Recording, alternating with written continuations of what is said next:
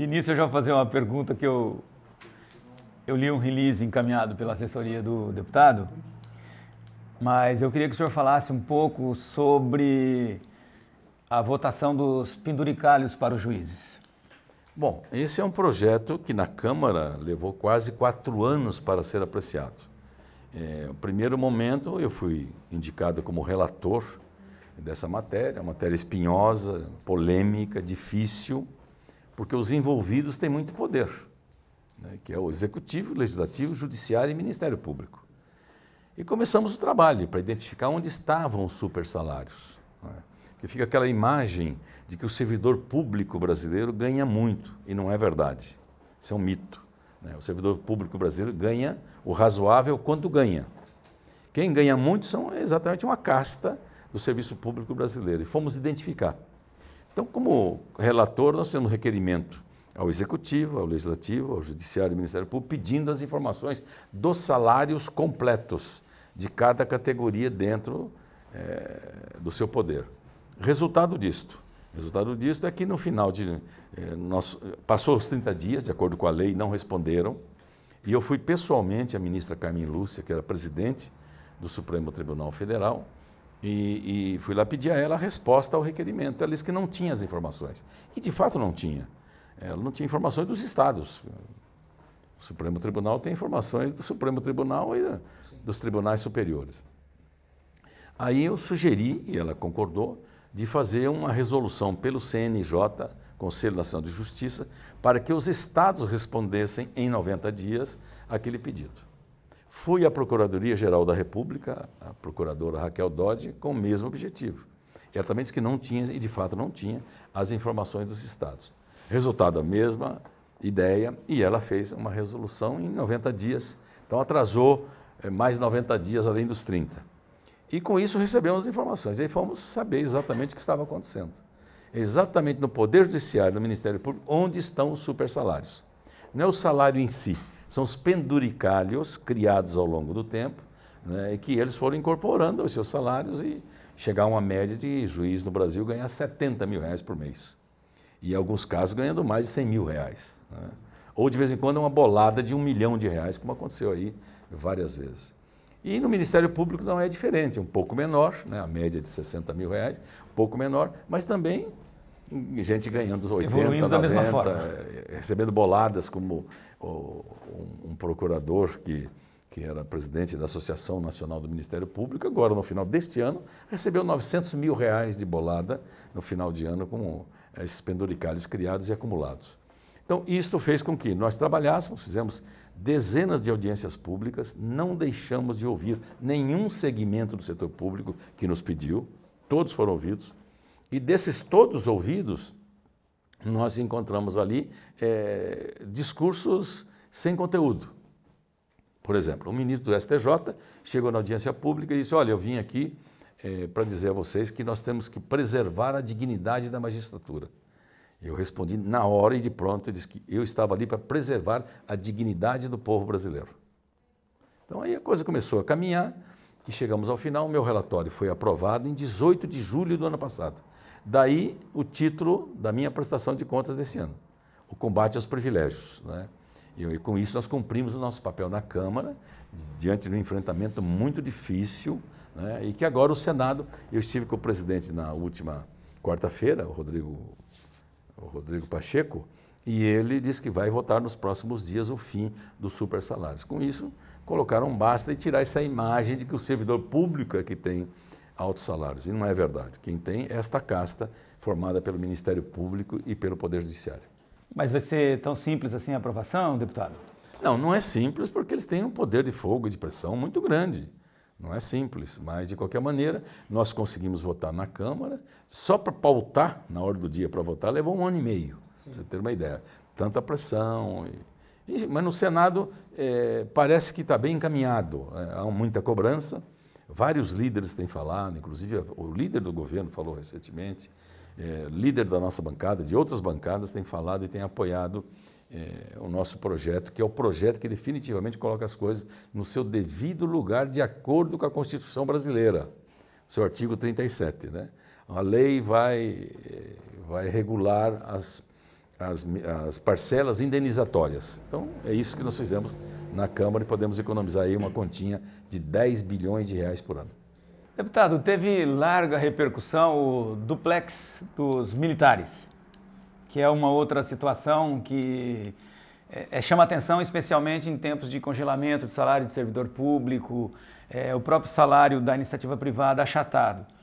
O que o deputado pensa sobre essa questão dos militares que, vamos combinar, receberam um agrado, vamos dizer assim, diferenciado?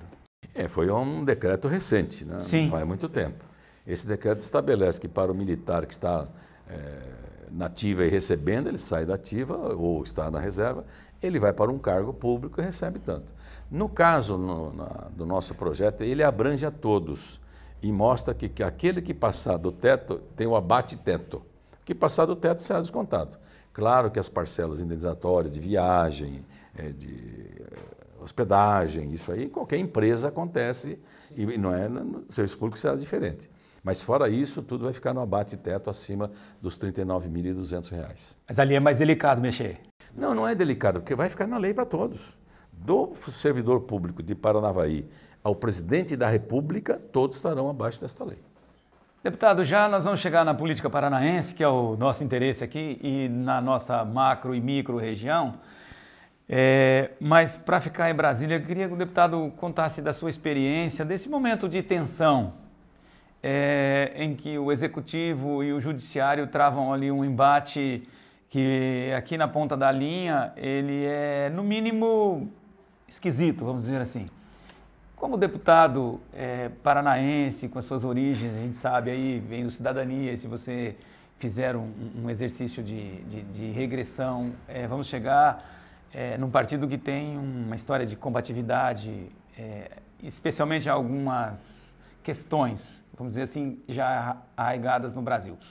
Como o deputado está acompanhando esse momento de tensão entre executivo e judiciário e a própria participação do legislativo, que também é questionável ou questionada? Sim, isso tem método. Tem método. Desviar a atenção da população para os gravíssimos problemas que o Brasil tem. Tem método, vai desviando a atenção. Todo dia tem um fato diferente, esse fato a imprensa, evidentemente, tem que noticiar. Então, todo dia tem um fato. Ora é o ministro Alexandre Moraes, ora é o Supremo, ora é o TSE, ora é a urna eletrônica, ora é o Congresso, ora é o ministro da Saúde que caiu, ora é o ministro da Educação que caiu. E assim, todo dia tem uma notícia. Então, aos trancos e barrancos, nós estamos vivendo esse momento muito difícil politicamente no Brasil. Resultado disso é falta de conteúdo, falta de preparo, falta de responsabilidade. Veja o decreto, a portaria que o governo baixou, dizendo 33% de aumento para os professores. É uma irresponsabilidade. Cada município deve saber quanto pode dar para os seus servidores, sabendo que ali tem a sua receita, né? E sabe aonde é o tamanho do passo que pode dar. Isso é uma irresponsabilidade. E aí vem tantas outras, né? Quando cai um ministro, ele cai e fica por isso mesmo, né? O general Pazuello, que foi um desastre para a saúde pública brasileira, ele foi nomeado com cargo lá, ser premiado até ele conseguir se acomodar e ficar longe de qualquer tipo de processo judicial. Então, tudo isso, como é que eu acoberto tudo que acontece no Rio de Janeiro? Desde dos milicianos, né? Desde a família, como é que eu vou? Aí eu mudo lá o Ministério Público, aí eu boto um procurador-geral que bota a mão em cima dos processos, não deixa andar. Então, isso tudo vem acontecendo ao longo do tempo. Baixa decreto dizendo, olha, que fica para os próximos 100 anos,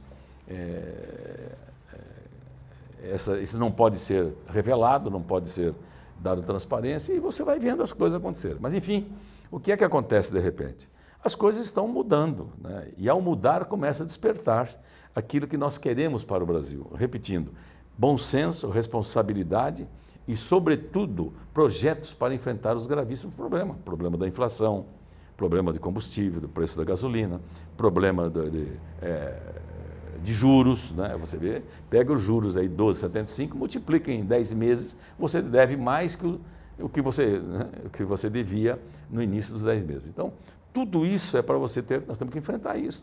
E a infraestrutura brasileira? E o crescimento econômico, que se vier, não tem energia para sustentar esse crescimento econômico. Então, tem muita coisa a médio e longo prazo que foi deixado de lado. E o Brasil tem que pensar a médio e longo prazo. Esse é o papel de um executivo nacional. E na política, agora estamos num período eleitoral. E nesse período eleitoral, nós temos que compreender que há toda essa confusão política nacional. Nós, do Cidadania, estamos buscando um caminho próprio, uma alternativa. Né? MDB, PSDB, Cidadania, estamos em busca de um nome. E já temos aí, pelo menos, um passo dado, que é com relação à senadora Simone Tebet, vizinha aqui da região no Mato Grosso do Sul. Ela foi prefeita, foi vice-governadora, é senadora, qualificada, preparada, professora universitária durante muitos anos, então é muito preparada. E nós temos um caminho novo, diferente, né, que mostra que, longe desta polarização da direita e da esquerda, temos um caminho novo de responsabilidade para o país. Esse é o caminho. As polarizações da esquerda e da direita levaram o mundo a guerras locais, regionais e mundiais. E nós queremos sair disso, buscar a paz para o Brasil voltar a crescer e se desenvolver. Deputado, há cenário para golpe? O deputado entende isso ou não? Tudo isso é alimentado todo dia pelo presidente da República, ao arrepio da lei, ao arrepio da democracia, ao arrepio da Constituição. Todo dia tem essa coisa, porque não sei o quê, fica criando isso. Não há clima para isso. Pode querer falar à vontade, mas não há clima para isso. As instituições brasileiras estão funcionando. Nós lutamos muitos anos para ter democracia no Brasil e não vamos abrir mão disso. Deputado, voltando aqui para o cenário estadual, queria que o senhor fizesse uma avaliação do trabalho da cidadania. O senhor está agora em andanças pelo Paraná. Nós vivemos um ano importante, que é um ano eleitoral. Que o senhor falasse um pouquinho da política paranaense e do cenário regional, macro-regional, enfim. Você sabe que todos os anos, eu presto contas do meu mandato. Então, o primeiro semestre é para isto. Eu trago um relatório, esse relatório eu deixo em cada reunião pública, como ontem na Câmara Municipal de Paranavaí, eu deixo esse documento. Mostro que esse trabalho feito é um trabalho que tem que ser documentado. É um resumo, cujo resumo nós fazemos em benefício daqueles que querem transparência na vida pública. Desde o primeiro ano do meu primeiro mandato, em 1983, eu presto contas publicamente dos municípios onde eu tenho algum tipo de apoio. Então, Paranavaí ontem recebeu esse documento. Aqui tem o combate aos privilégios, que nós já falamos. Tem a lei de minha autoria, que é a lei de pagamentos por serviços ambientais. Aquele que preserva uma área, aquele que recupera uma área degradada, ele poderá ser indenizado por isso. Então, são vários aspectos aí. E esse é o documento. E aí deixo também um relatório das emendas colocadas para Paranavaí e as leis que nós votamos de interesse de Paranavaí, do Paraná e do país. Exemplo, na pandemia nós criamos orçamento de guerra. Paranavaí recebeu 9.900.000 reais de combate à pandemia aqui pelo município, em 2020. Aí nós tivemos um novo Fundeb, que agora é um Fundeb permanente. Deste Fundeb permanente, que vencia, agora não vence mais, né, nós, aqui, Paranavaí recebeu 40.400.000 no ano passado, e este ano a estimativa é de 58 milhões deste Fundeb para a educação básica. Veja o avanço, e até 2025, esses 40 do ano passado serão mais de 80 milhões de reais. Em 5 anos vai dobrar, mais que dobrar esse valor. Aí nós temos o pré-sal, que Paranavaí recebeu 2.200.000, foi uma luta nossa em plenário para poder dizer, olha, o leilão desse pré-sal da seção onerosa vai ser incluído estados e municípios. O governo federal bateu o pé que queria só para ele. Nós batemos o pé e não ia aprovar a lei. Como precisava da lei para fazer o leilão, eles resolveram, então, sabendo que ia perder, incluir os municípios. Uma luta nossa em plenário da Câmara Federal. Aqui recebeu 2.200.000 reais. E agora vai receber mais uma parcela, este mês, de 1.100.000 reais desta última parcela do saldo da seção onerosa, que aconteceu agora, baseado na lei que nós fizemos em 2019. Aí tem o ISS, que é um imposto sobre transações bancárias, que é um projeto meu de 2011, aprovado 10 anos depois, e aí Paranavaí tem uma estimativa de receber 2.200.000 reais. Daqui tem algumas emendas colocadas aqui, principalmente para a área de saúde, Lar Vicentino, Santa Casa. Né? Então, aqui vou deixar com você este relatório, e aí você é um documento público, fica à vontade. Então, e na política paranaense, agora fechando, né? Como é que nós estamos conduzindo? Aqui nós fizemos uma reunião, o diretório estadual, cerca de 180, 200 lideranças, e tomamos a decisão de apoiar a reeleição do atual governador. Essa é a decisão do Cidadania do Paraná. E nas andanças pelo Estado, montando chapa, deputados estaduais, federais, e caminha muito bem, inclusive aqui. Em Paranavaí, o doutor Leônidas é o nosso candidato a deputado estadual, presidente da Câmara, o professor Cláudio é o nosso presidente. Então, junto desse trabalho todo, para mostrar que nós temos caminho próprio e caminhar com as próprias pernas e mostrar que na política é possível ter partido decente, corajoso e verdadeiro como cidadania. Deputado, uma demanda local que eu imagino ser estadual e talvez até nacional, que a pandemia trouxe alguns desafios novos, algumas coisas que nós nem esperávamos nesse momento histórico, enfim, do desenvolvimento até tecnológico, enfim. Educação e assistência social. Assistência social por causa do volume de indigência que tem se verificado no país hoje. As pessoas abaixo da linha da pobreza e sem alguma perspectiva de desenvolvimento. Do outro lado, a educação que trouxe algumas tragédias, aí é uma avaliação até da categoria de educadores e também do que a gente consegue visualizar na rua. Como equalizar isso? O que nos espera nos próximos anos para tirarmos essas pessoas da indigência, que é um volume grande?